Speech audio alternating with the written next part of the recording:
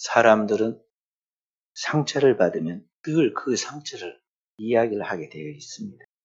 이스라엘 백성들은 그들의 역사 속에 그들이 옛날에 애굽에서 430년 종살이 했던 것, 바벨론에서 70년 동안 포로대 생활했던 것이 늘 상처가 되어서 그 이야기를 합니다. 우리나라 사람들도 일본에 36년 동안 지배받았던 게 상처가 돼가지고 지금 반세기도 넘고 한 세기가 가까이 되는데도 계속 이야기를 하지 않아요. 그렇게 이스라엘 백성들이 포로되어 있을 때 하나님께서 그들에게 그 선지자를 통해서 에스겔 선지자를 통해서 그들과 함께 바벨론 포로되었던 선지자를 통해서 하나님께서 그들을 다시 돌아오게 될 것을 환상으로 계시해 줍니다. 그래서 선지자가 그들에게 하나님의 말씀을 선포해서 바벨론에서 귀환할 것을 환상을 통해서 그렇게 선포해 갈 때 그들에게 선포한 말씀이 무엇이었느냐면 왜 여러분이 약속의 땅 가나안에 머물지 못하고 그 땅에서 쫓겨나서 이방 땅 바벨론의 포로가 되고 노예가 되고 그 우상의 종살이를 하게 되었는가? 그것을 알려줍니다. 그것은 무엇이냐? 이스라엘 백성들이 그들 안에 하나님이 거하시는 하나님께 그 영원한 말씀으로 그들과 함께 거하시는데 그들이 하나님의 영인 그 영원한 하나님의 말씀을 소멸했을 때 그들의 영이 죽게 되었고 영이 죽으니까 그들의 육신도 무능해서 포로가 되어서 바벨론의 노예가 되었다는 것을 알려줍니다.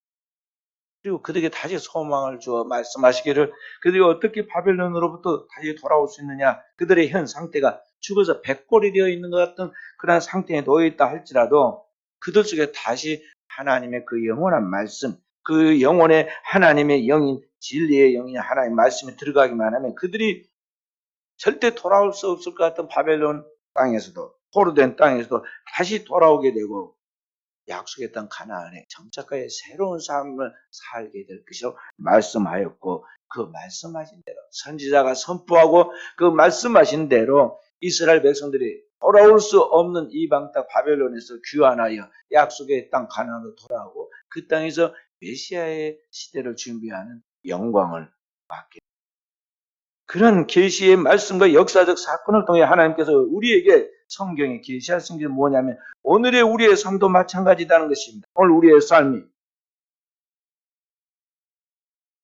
왜 죽게 되고 왜 무엇으로 살게 되는가를 말씀하면서 오늘 내 영이 죽게 된 것은 내 안에 하나님의 말씀이 없기 때문이고 내 영이 다시 살게 되는 것은 오늘 그 영원한 하나님의 생명의 말씀이 들어가면 내가 살게 되는 그 하나님의 영원한 말씀이 내 안에 인카네이션 해야 한다. 말씀이 육신이 되어 성육신 해야 한다고 가르쳐주고 있다는 것이죠. 그래서 오늘 우리 그리스도인은 이 성육신에 대해서 그리스도 예수에게만 생각해서는 안 돼요. 성육신이 두 번 이루어집니다. 첫째 성육신은 지금부터 2000년 전에 예수 그리스도에게 이루어졌습니다. 그 영원한 하나님의 모든 말씀이 육신이 되어서 유대 땅 베들레헴 마리아 처녀 마리아의 몸에 아기 예수로 탄생한 예수 그리스도를 통해서 이루어졌습니다. 하나님께서 기원전 700년 전에 선지자 이사야를 통해서 말씀하십니다. 보라, 처녀가 잉태하여 아들을 낳을 것이고 그 이름은 임마누엘이라 하리라. 그 말씀은 단지 말씀으로 끝나지 않고 그 영원한 하나님의 말씀이 드디어 유대 땅 베들레헴의 이세의 유대 땅 베들레헴의 이세의 후손 중에 이 요셉의 가정에 결혼하기로 작정되어 있는 이 동정녀 마리아에게 거기에 성령으로 잉태됨으로 이제 이 땅의 인류의 구원자이신 예수 그리스도가 탄생합니다.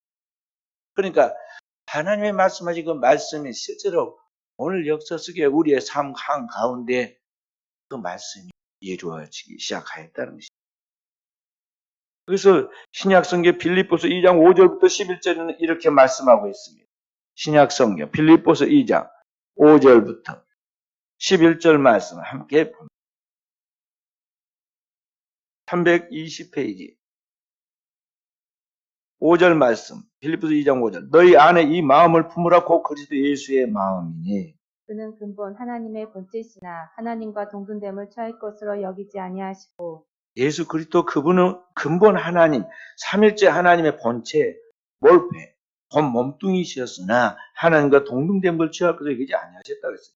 오히려 자기를 비워 종의 형체를 가지사 사람들과 같이 되셨고 사람의 모양으로 나타나사 자기를 낮추시고 죽기까지 복종하셨으니 곧 십자가에 죽으심이라. 그 예수 그리스도께서 이 땅에 오셔서 오늘 오실 때 영광 가운데 영광의 메시아로 오신 것이 아니라 유대인들이 기대하는 이방을 다 그 발 아래 무릎 꿇리고 천하를 호령하는 그 옛날 모세가 애굽을 다스렸듯이 애굽을 굴복시켰듯이 천하를 굴복시키는 그런 영광의 왕으로 오는 것이 아니라 정으로 오셔서 세상을 섬기는 만물의 주인이면서 만물의 종이 되어서 인류의 죄를 담당하는 그 종으로 오셔서 종의 형체를 가지사 사람들과 같이 되셨고 인간의 몸을 입으셨다. 요한복음 1장 14절은 말씀이 육신이 되셨다. 말씀이 육신이 되었다. The word became flesh. 오늘 그 영원하신 하나님의 말씀이 인간의 그 몸뚱이에 살이 되었다는 것입니다. 그렇게 가지사 사람과 같이 되셨고 사람의 모양으로 나타나서 자기를 일생 동안 낮추시고 십자가에 죽기까지 복종하셨다. 그것이 곧 십자가의 죽음이다. 그렇게 말씀하셨습니다. 그러니까 하나님의 말씀이 단지 말씀으로만 끝나는 것이 아니라 그 하나님 말씀은 반드시 우리의 삶 속에서 적용되어서 실천되어 가는데 예수 그리스도에게 첫 번째로 그 하나님의 말씀이 실현되고 적용되어서 실천되었다는 것이죠. 그래서 주님이 이 땅에 계셔서 오늘 우리의 연약함과 병과 저주와 재앙과 죽음을 담당하고 체휼하실 때 그런 고통들은 단순한 우리가 지금 느끼는 정도의 그런 아픔 정도가 아닙니다. 온 인류의 죄를 담당하고 그의 고난을 직접 그 몸으로 체휼해야 하니까 그분의 생애가 얼마나 고통스러운 생애였는가를 알 수가 있습니다. 우리가 알아야 합니다. 그분은 처음부터 죽기 위하여 오신 분입니다.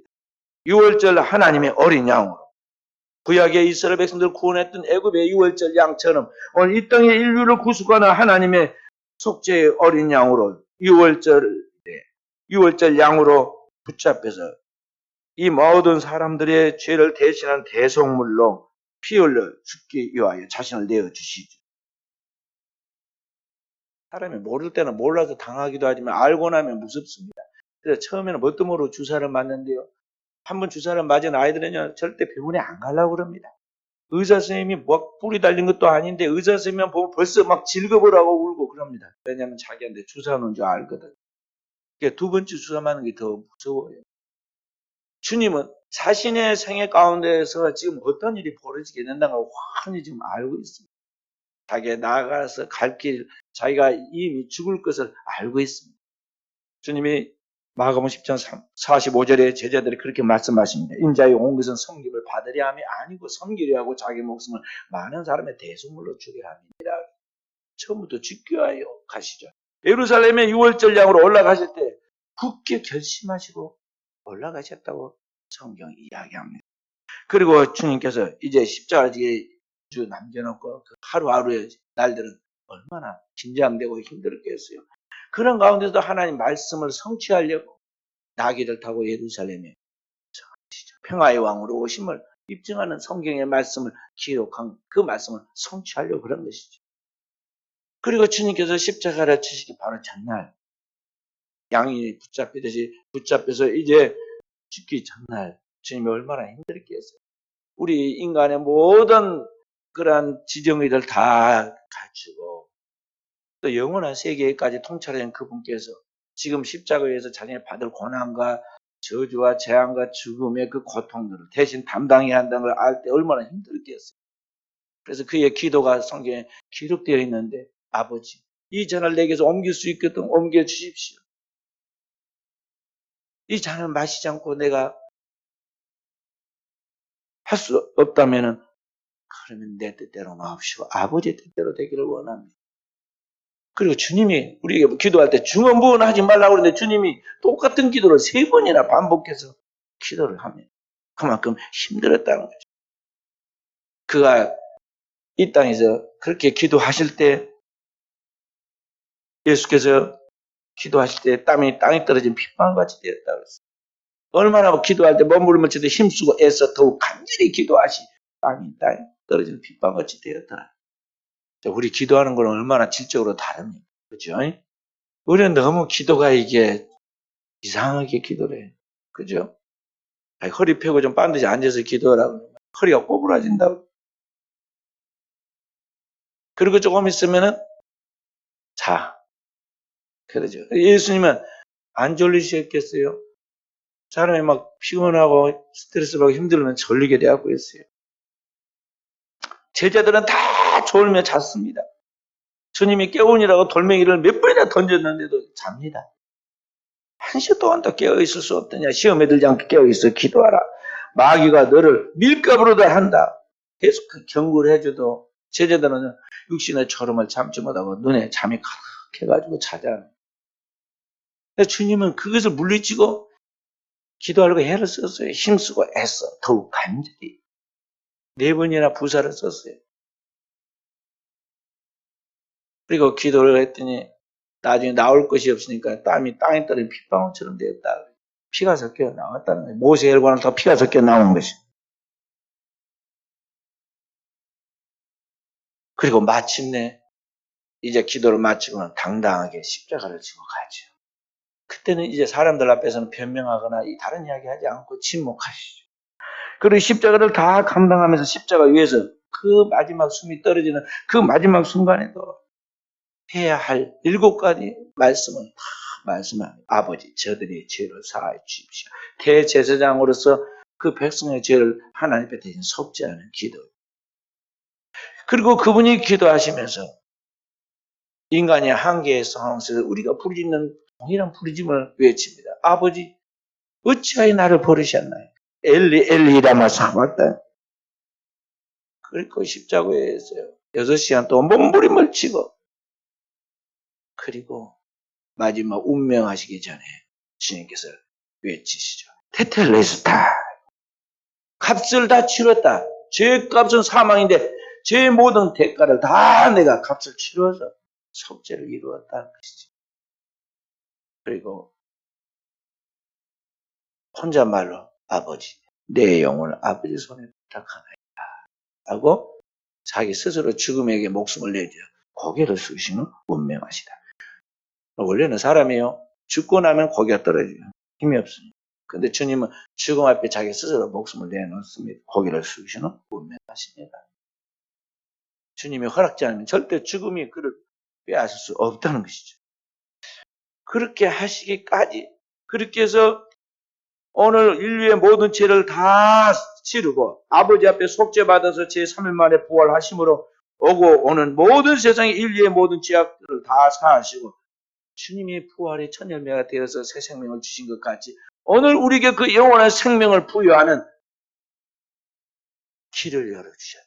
생명을 우리에게 주셨다.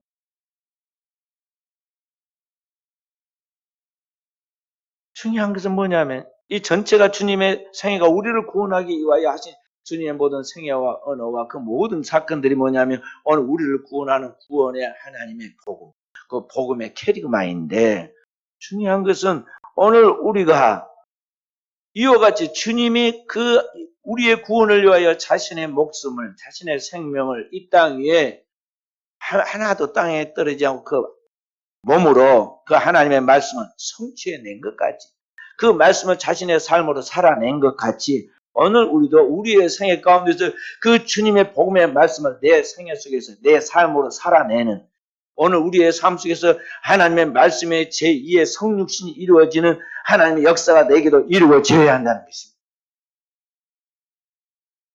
그것이 말씀이 육신이 되는 것이에요. 그리스도 예수에게서 그 하나님의 생명의 재창조가 이루어졌던 것 같이 영원한 부활과 생명의 창조가 이루어졌던 것 같이 오늘 우리에게도 하나님의 말씀이 내 안에서 육신이 되는 재창조가 이루어짐으로 말미암아 우리의 삶 속에서 하나님의 거룩한 성육신이 일어나게 되고 우리를 통해서 이루시는 하나님의 영광이 나타나게 되는 것입니다. 그것이 이루어져야 돼. 그러니 오늘 우리 현대인들의 신앙은 얼마나 지금 하나님 말씀과 동떨어져 있는 걸 알아야 돼.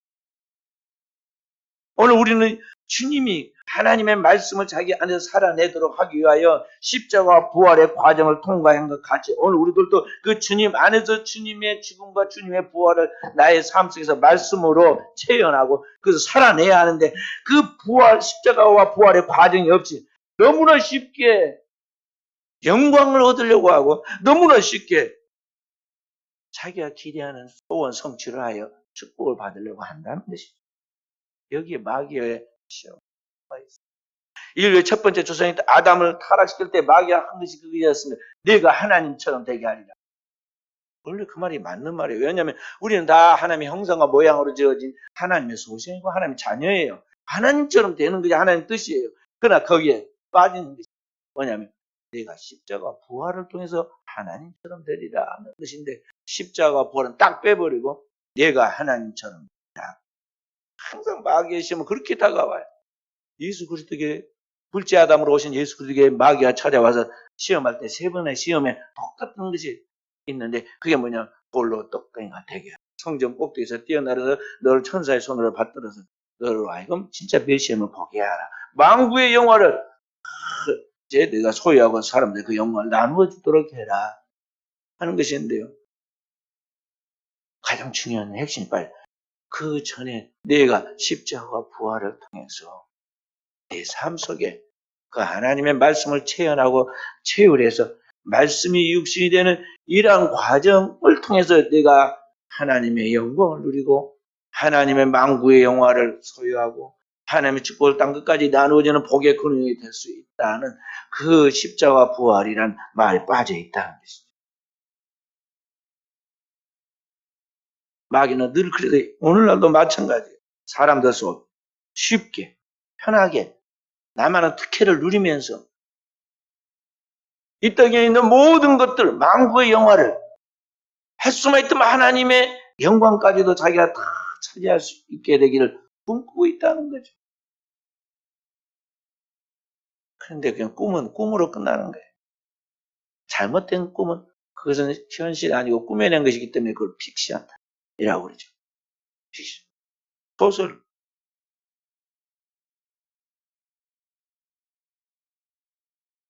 사람들이 이 땅에서 만구의 영화를 누리려고 합니다. 그러나 결국은 그것이 그대로 되는 것이 아니라 그게 올무가 되고 평생 마귀한테 끌려다니면서 잡지도 않고 오지도 않는 그 영광 만구의 영화 그런 것을 계속 꿈꾸고 살아가. 수많은 사람이 그렇게 해가지고 쏟아지고 넘어지고 걸려가지고 인생 다 망치는 거예요. 그리스도인은 그걸 하래. 주님이 걸어가신 그 길을 따라가.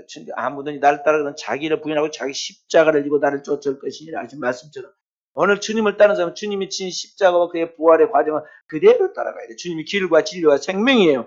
내 생애에서도 나도 주님의 그 십자가를 져야 하고 나도 그 주님이 걸어간 그 십자가의 죽음의 길을 걸어야 하고 그런 과정을 통해서 주님이 부활하신 같이 주님의 영광의 보좌에 승천하신 같이 오늘 나도 하나님 앞에서 부활과 영원한 생명의 하나님의 영광을 누려야 한다는 것을 분명히 알고 그 길을 정통의 길을 따라가야 한다는 것입니다.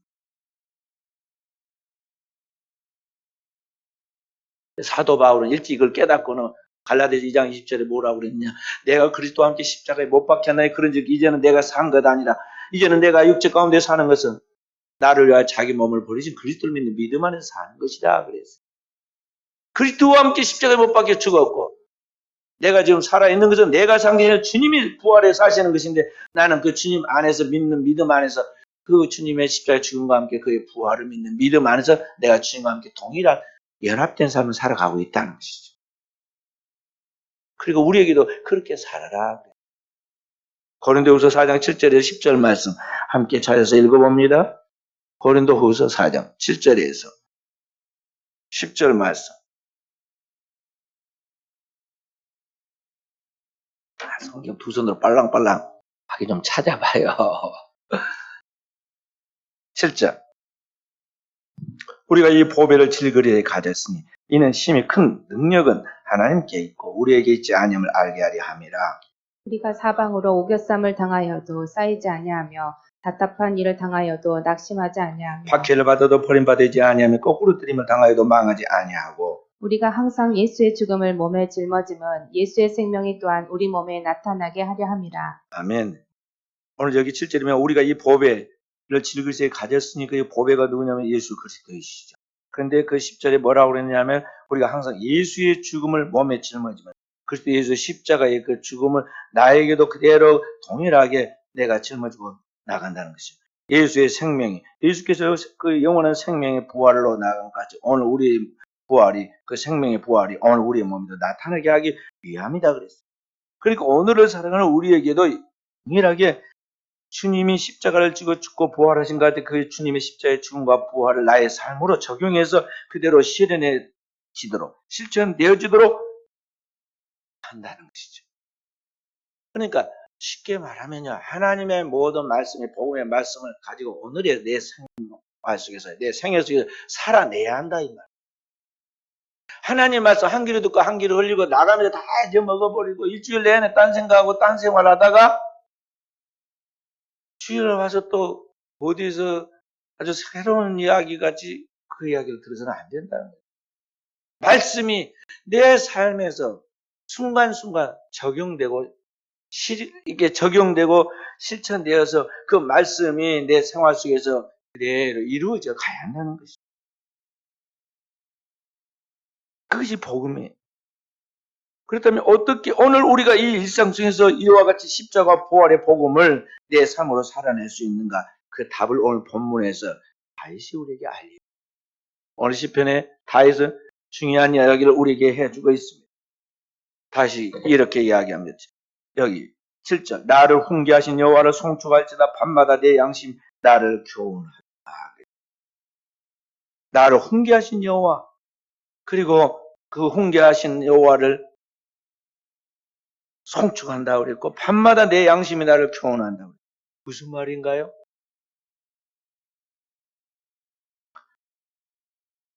여기 신약 성경 디모데후서 3장 16절 17절에 보면 성경에 대해서 이렇게 말합니다. 모든 성경은 하나님의 감동으로 된 것으로 교훈과 책망과 바르게 함과 의로 교육하기 유익하니 이는 하나님의 사람으로 온전케 하며 하나님의 사람으로 모든 선한 일을 행하기에 온전케 하려 함이라 그랬어요. 지금 개정 개혁된 우리 성경으로는 하나님의 사람으로 하여금 온전하게 하며 모든 선한 일을 행할 능력을 갖추게 하려 함이라 그렇게 했는데 거기에서 모든 성경은 그랬어요. 모든 성경 하나님 말씀이죠. 하나님의 감동으로 된 것으로 성령의 감동으로 된 것으로 그 하나님의 말씀이 가지고 일하시는 그 하나님의 말씀 일하심이 네 가지인데 교훈과 책망과 바르게 함과 의로 교육한다. 그러니까 이 교훈 하나님의 말씀이 일하실 때 우리 속에서 우리 영혼에 하나님의 진리의 영이신 하나님의 말씀이 일하실 때 교훈과 책망이 첫 번째. 그 하나님 뜻이 무엇인지 그렇게 뜻대로 살았는지 그게 교훈과 책망이잖아요. 근데 여기 다윗은 나를 훈계하신 여호와라. 밤마다 하나님이 자기에게 훈계하세요. 교훈과 책망 한마디로 말하면 훈계예요. 하나님이 그의 영에게 하나님 말씀을 통해서 밤마다 그에게 말씀하신 그 음성을 그의 영이 들었는데 우리의 영과 혼과 육 중에 우리의 영에게 말씀하면서 영을 만질 수도 없고 볼 수도 없고 들을 수도 없기 때문에 우리가 지각할 수가 없어요. 그런 것들은 우리가 지각하는 것은 우리가 눈으로 보고 듣고 귀로 이렇게 듣고 생각해야 하는데 이런 지정의는 우리의 혼에 대한 이야기예요. 우리의 혼에 대한 이야기.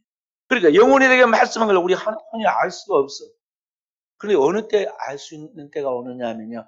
우리의 의식이 잠잠해가지고 이제 거의 고요해서 영적 상태와 교통하기 가장 좋은 때예요. 그때 잠잘 때. 밤에 깊이 잠잘 때. 그러니까 내가 잠을 자면서 모든 것을 다 놓고 이제 죽은 것 같이 되어서 내 의식이 완전히 고요해졌을 때 내 무의식과 의식이 경계가 이제 이렇게 이제 허물어지면서 그때의 영이 흘러나와요. 그 영혼에 하나님이 훈계하신 말씀은 내 지각이 혼이 듣는 거예요. 그래서 내 혼이 지각으로 그걸 깨닫고서 내 혼의 양심이 나로 하여금 그래 맞아. 너 그렇게 살면 안 되잖아. 하나님 말씀이 아니잖아. 너 하나님 백성 그렇게 살면 되는 거 아니잖아. 그렇게 멸망해. 하고 그에게 교훈하더라. 그래서 그 살아계신 하나님께서 자기의 삶 가운데서 한가운데 찾아오셔서 밤마다 그리고 그의 매일매일의 생활 속에서 그렇게 말씀하시고 그 말씀을 듣고 그 말씀의 교훈함을 따라서 나아가다 보니까 자신의 삶에 생명이 넘치고 은혜가 넘치고 힘이 넘치게 돼서 다시 그 하나님을 놓치지 않으려고 밤마다 그를 송축했다고 그랬어요. 그리고 8절에는 말씀하기를 내가 여호와를 항상 내 앞에 모시며 하나님을 항상 놓치지 않으려고 내가 바짝 가까이 따라서 하나님을 앞에 모시고 나아갔다는 거죠. 그때 하나님이 어떻게 하시냐? 나는 하나님 앞에 모시는데 하나님은 항상 지나놓고 보니까 내 곁에서 나를 돕더라는 거죠. 우리가 자녀를 데리고 갈 때 어떻게 합니까? 앞에서 끄는 게 아닙니다. 옆에서 이렇게 손을 잡고 가잖아요. 하나님이 항상 내 곁에서 나와 함께 하셨더라는 거예요.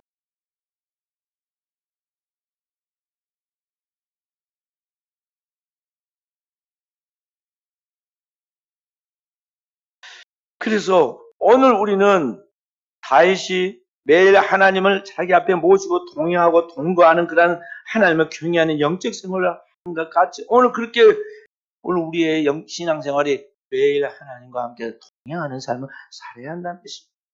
그렇게 살았더니 다윗이 하나님과 함께하는 그런 영적 삶을 통해서 그 영혼이 너무나 하나님의 임재의 사랑을 체험하면서 기뻐하게 되고 영이 즐거워하게 됩니다.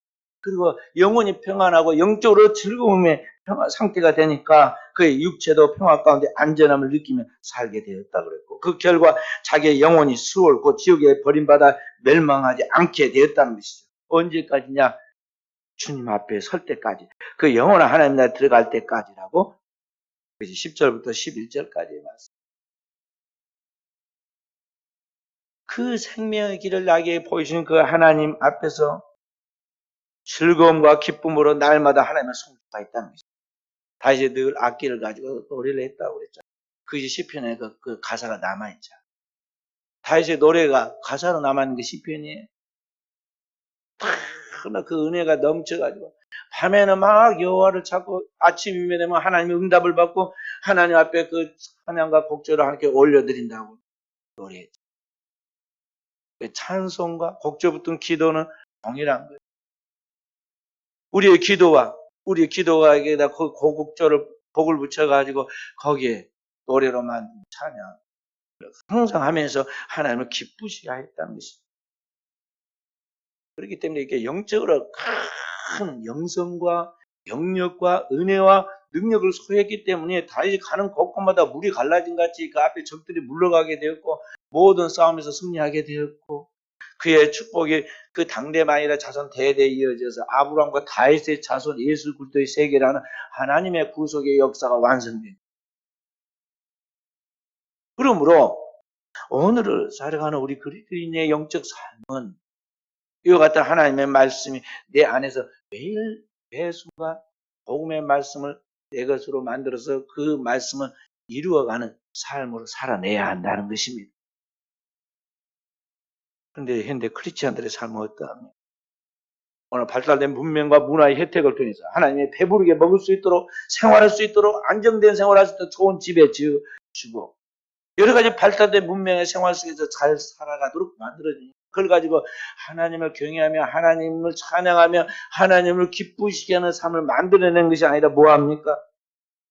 그 집에 들어가서 TV 극장에 나와 있는 그 화면처럼 큰 TV를 집 거실에 걸어놓고 안방에까지 걸어놓고 우상단지 섬기듯이 그 앞에 딱 모셔놓습니다. 그리고 뭐예요? 들어오기만 하면 기도부터 한 게 아니라 TV 좀 틀어봐. 뉴스 좀 보게. 처음에 뉴스 본다고 그래 다.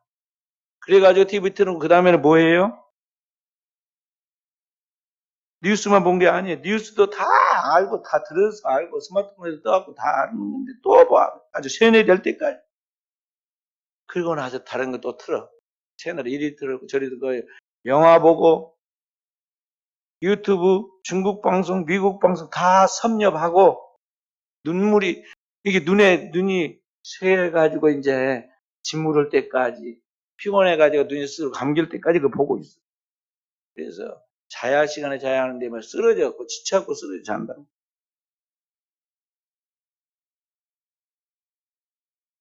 그러니까 이게 도대체 그 그리스도인의 영적 생활을 언제 하겠어? 그러다가 누군가 놀러 나오라고 하면 또 뭐 큰 일이나 있는 것 같지 막 바쁘게 옷 차려입고는 막 달려나갑니다. 교회를 그렇게 빨리 달려왔으면 지각 않고 좋을 건데. 어? 나가.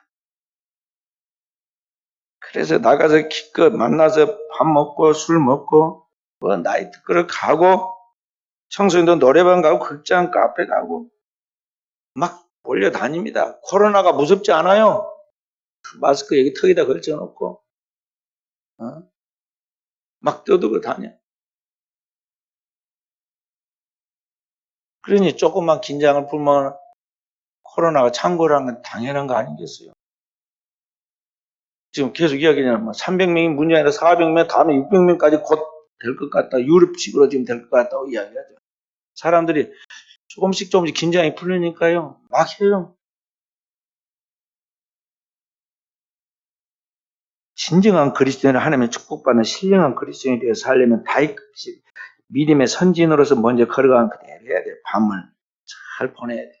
유대인들은 저녁부터 시작해서 아침까지를 잘 보내요. 그분은. 해가 딱 지는 그 순간부터 그들은 하루의 시작이 저녁이에요. 밤이 되고 아침이 되면 이는 첫째 날이라 그렇게 이야기해요. 그 밤에 그 영혼에 말씀하시는 하나님의 말씀을 사모하면서 기도하고 찬송하며 하나님의 말씀을 기다립니다. 그리고 그 영혼에 주어지는 하나님의 말씀은 그 혼이 지각돼서 자기에게 무슨 뜻인가를 확실히 깨닫게 해줄 때까지 하나님을 기다리고 기도하며 나아가요. 하나님을 믿는 크리스찬의 삶은 그러한 영적 삶이 된다는 것입니다. 이 시간을 놓치지 않아야 돼요. 우리가 생활하기 위해서 직장 생활하고 사회생활을 하면서 낮에 활동을 할지만은요. 밤에는 하나님이 다 쉬라고 그랬어요. 하늘의 새나 들의 짐승들까지도 잠자는 그 밤에 사람들은 뭐 해야 하느냐? 하나님과 함께 쉬는. 주님께 엿새 동안 힘써 모든 일하고 일해야 되는 날은 안식일을 줘 쉬게 하는 거냐? 하나님과 함께 하도록 하는 거예요. 영혼이 잘 되고 영혼이 살고 영혼이 건강하는 게 오늘 우리가 참된 안식이야. 영이 잘 되면 2시간만 자도 피곤이 다 풀리게 되고 있고 마음의 평화가 있고 강건함이 있기 때문에 그의 삶의 에너지가 넘치게 되고 있다고요. 그런데 이 하나님과 함께하는 영혼의 고요한 시간이 하나님과 만나는 접촉의 시간이 없기 때문에 그가 잠을 밤새 자고 아침에 늘어지게 자도 일어나면 몸이 피곤해.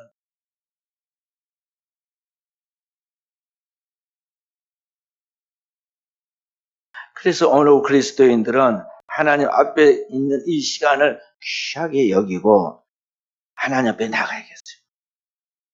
늘 기도를 부탁을 합니다. 우리 성도들 기도 부탁을 하죠. 기도 많이 해주세요. 기도해주세요. 제가 기도합니다. 100일 동안 기도 빠지지 않고 했습니다. 빠지지 않고 했는데 본인이 막상 기도를 해야 돼. 본인이. 그런데 기도를 많이 부탁을 하는데 지금 내가 풀어야 할 당면할 그런 문제들에 대하여 푸는 방법을 몰라. 나는 인간적인 수단 방법을 다 쓰면서 하나님 앞에 기도를 해주라고 하면 이게 두 개 안 맞잖아요. 오늘 여러분과 제가 풀어야 할 이 문제를 가지고 인간적 수단 방법을 쓰기 전에 먼저 하나님께서 성령으로 내게 말씀하신 그 감동을 따라 하나님 앞에 말씀을 내 안에 완성되어 갈기까지 붙들고 하나님 앞에 기도하는 시간이 필요해요. 그렇게 해서 하나님 말씀이 내 안에 확실하게 주어지고 그 말씀이 나한테 답이 오면은 그 말씀을 따라 우리가 불이 되었든 물이 되었든 좌로나 우로나 치든 그 길로 빠르게 가야 돼요. 죽음에 죽으리라고 가면서 하나님의 말씀이 육신이 된다는 것은 무엇이냐면 십자가와 부활처럼 죽고 사는 과정을 통과해야 돼요.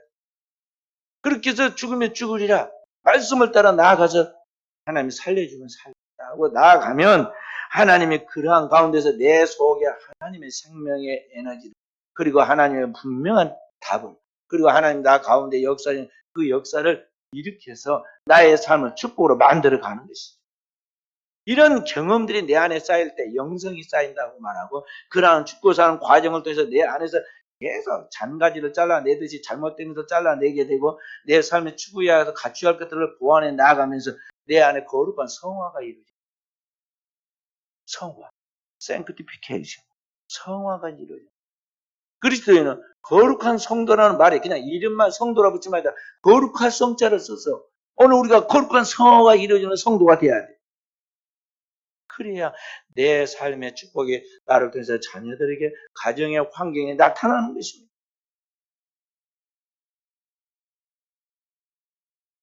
근데 이러한 하나님의 거룩한 영적인 삶은 고대나 현대나 앞으로 미래 세대까지도 하나님께서 이루어가는 방법은 딱 하나만 허락하셨어요. 그게 뭐냐면은 성도의 기도예요.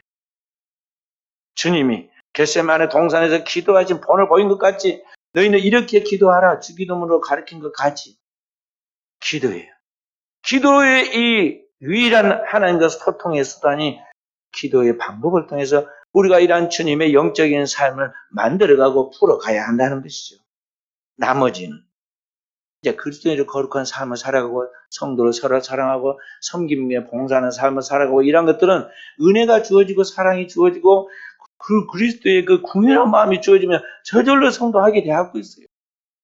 이름 없이 비도 없이 섬기게 되었고 있다 이 말이죠. 그래서 성도는 기도해야 합니다. 기도를 쉬는 것은 뭐냐? 죄다 하는 거예요. 성도가 기도하지 않으면요, 쥐의 종이 되었던 누가 되었던 100% 타락하고 망하게 되고 있어요. 직분이 사람을 만들어주는 게 아니에요. 직분이 일을 할 수 있는 권리와 권한은 주지만은요, 직분으로 다 되는 게 아니에요. 감당할 수 있는 능력은 오늘 우리가 기도할 때 하나님 위로부터 우리에게 그의 영이 성령을 통해서 부어주시는데 그 성령의 은혜와 능력이 우리 가운데 동행하는 것은 뭐냐? 기도다는 거죠. 그래서 현대인들의 가장 결핍된 게 기도가 결핍되어 있어요. 점점 세상이 발달되고 문명이 편리해질수록 또 경제적인 여유가 생각되고 사람들은 점점 그 시간을 기도하는 데 바치지 않습니다. 하나님과 함께하는 시간을 축소시켜버립니다. 그러니까 영이 고갈되어 있으니까 육신이 겉으로는 멀쩡하고 크고 발달된 문명을 이룬 것 같지만 하루아침에 사상 누각처럼 무너진 것이 역사의 반복된 모습이에요. 그럼 그것이 오늘의 우리의 삶에서 재현될 수가 있다는 거예요. 그렇기 때문에 우리가 그러한 실패를 우리의 삶 속에 반복하지 않도록 하기 위해서는 우리는 이 마지막 때가 될수록 우리의 인생이 더 나이가 들어갈수록 깨어서 하나님 앞에 기도를 쉬지 않고 주님과의 관계 속에서 나의 삶 속에 그리스도의 형상이 이루어지기까지 나를 통해서 그리스도의 그 모든 말씀이 성취되어 나타나기까지 그리고 나를 통해서 방황하는 영혼들이 주님께로 돌아오고 주님께 서서 세워지기까지 우리가 하나님의 부름받은 사람이고 하나님의 말씀을 세상에 태어난 예언자들로서 선지자들로서 또 하나님의 말씀을 가지고 백성들의 죄를 사해줄 제사장으로서 이 백성들과 세상을 다스릴 왕으로서 오늘 여러분과 저 해야 할 것은 무엇이냐면 이 모든 걸 모아서 주님께 아뢰고 기도해야 한다는 것이죠. 그러면 입술의 열매를 짓는 하나님께서 우리가 기도한 대로 선포한 대로 하나님께 은혜 받아가지고 그 축복한 대로 다 그것이 이루어지게 되었고 있어요. 결과는 주님께 맡기고 우리는 우리 할 일을 해야 돼요. 기도 외에 다른 방법으로 이러한 능력이 나갈 수 없다는 주님의 말씀을 알고 오늘 우리의 삶 속에 주님과 함께 동행하는 기도의 삶이 회복되는 역사이기 주의 이름으로 축원드립니다.